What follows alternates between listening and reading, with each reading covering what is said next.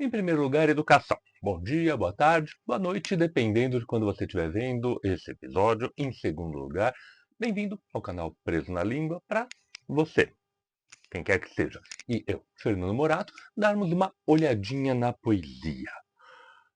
Poesia que muitas vezes as pessoas falam é universal, é sempre a mesma coisa em todos os lugares, é mais ou menos isso.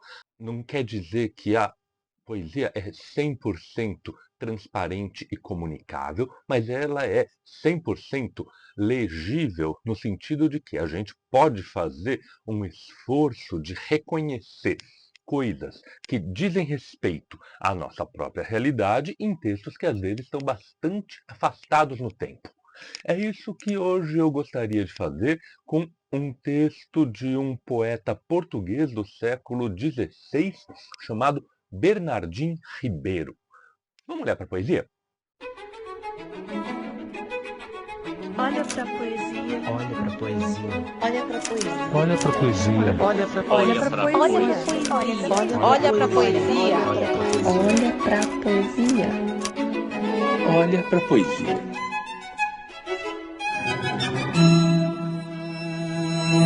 Sim, Bernardim Ribeiro é um poeta palaciano que viveu no século XVI, um tanto em Évora, parece que um pouco em Lisboa.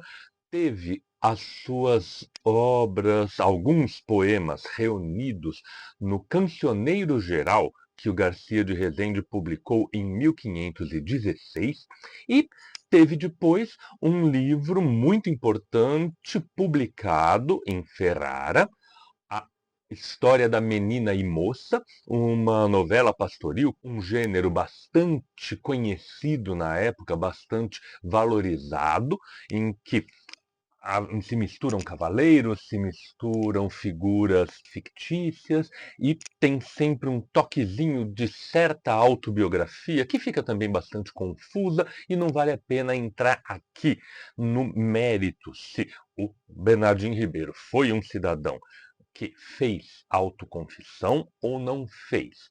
Ele sim usa o expediente gramatical, o expediente retórico da primeira pessoa, mas a gente não deve necessariamente confundir com a figura biográfica do Bernardim Ribeiro.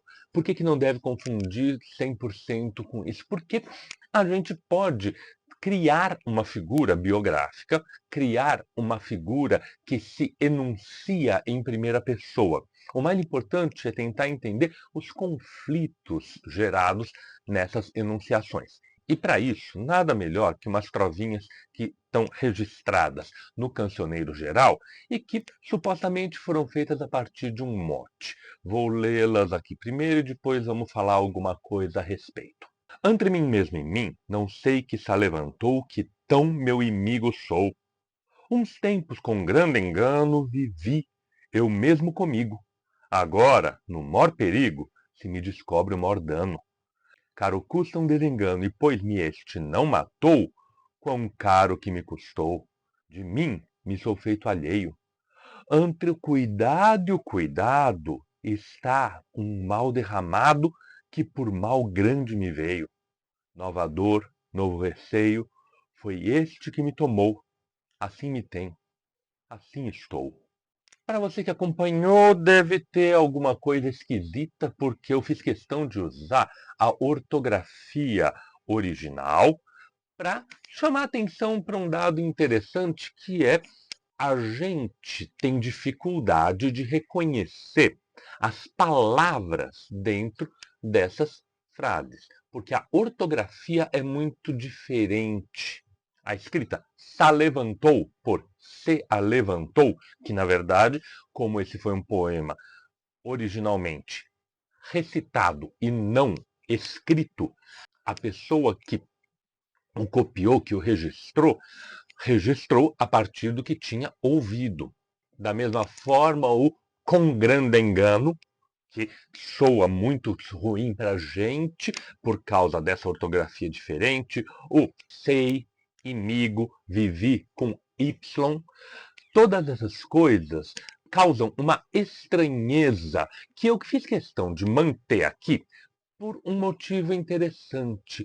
Se essa estranheza a gente consegue superar preenchendo algumas lacunas na nossa cabeça e que na recitação ficam tão mais simples do que quando a gente tenta ler, isso também acontece no plano do conteúdo. O conteúdo que, às vezes, já está muito distante da gente, ele tem algumas coisas que não são por conta dele próprio, mas são por nossa conta, que são preenchidas mentalmente e passam a fazer algum tipo de sentido. É um poema que fala do conflito, um poema do início do século XVI, início do período que a gente vai chamar de a modernidade. Tem gente que coloca a modernidade muito depois, mas eu prefiro colocar aí porque estão começando a se estruturar alguns dos princípios da civilização moderna, da compreensão de realidade humana que a gente ainda tem hoje. A ideia da identidade, a ideia da subjetividade, da introspecção. Não é muito distante deste poema a publicação dos ensaios do Montaigne. Não é muito distante a escrita, na verdade é muito próxima, a escrita do Príncipe do Maquiavel, que deixa de pensar a política como termos ideais, o que a política deveria ser, e passa a olhar para ela a partir de termos muito sensórios. O que a política é? O Montaigne fala que o livro dele é uma grande investigação sobre si mesmo. Os sonetos de Camões, que estão entre o Bernardino Ribeiro e o Montaigne, são outros sonetos que estão fazendo bastantes reflexões a respeito da identidade, da própria vivência e ajudando a criar aquilo que a gente hoje identifica como um sujeito.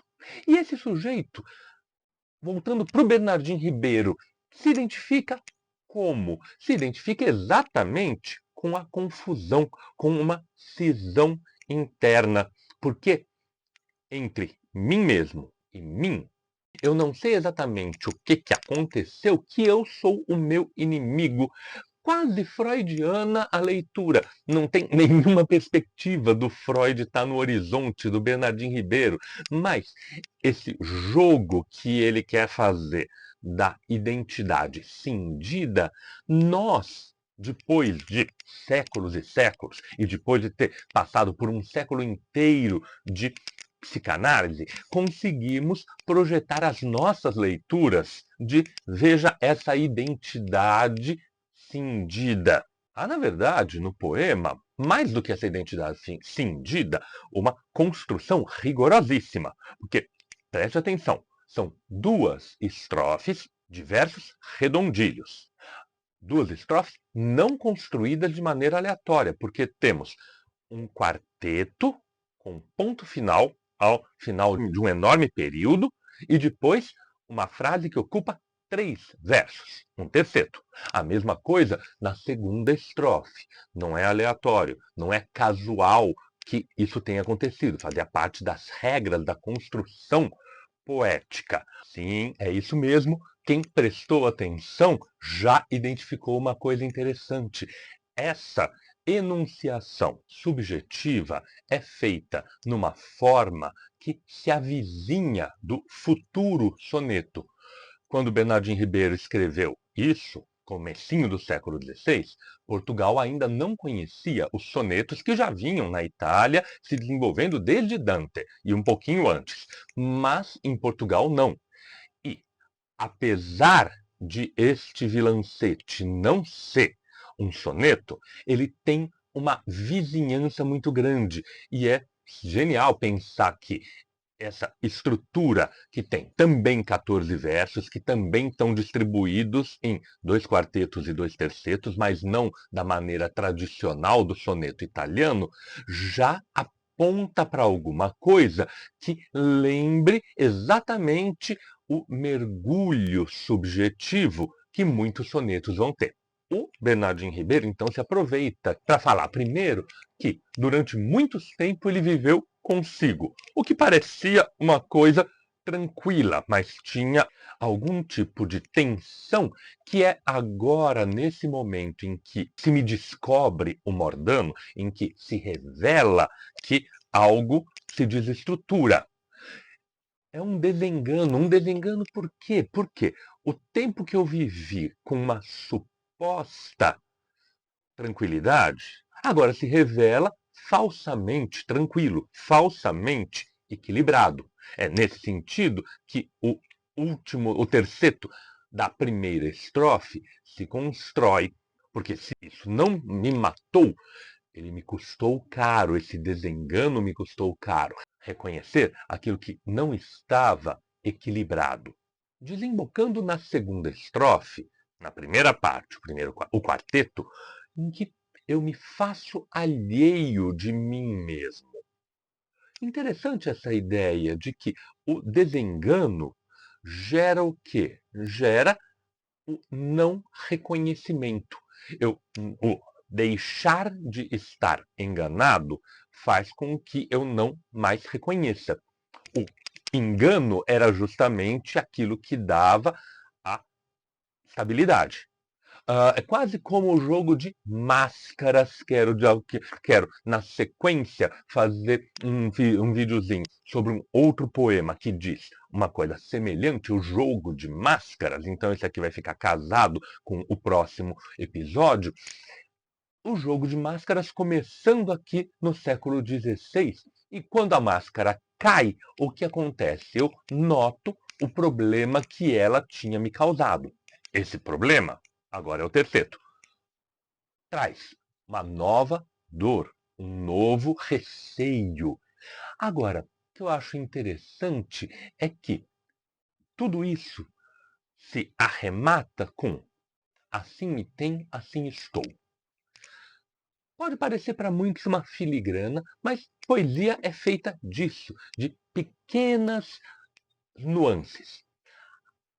Eu sou meu inimigo, mas eu estou assim.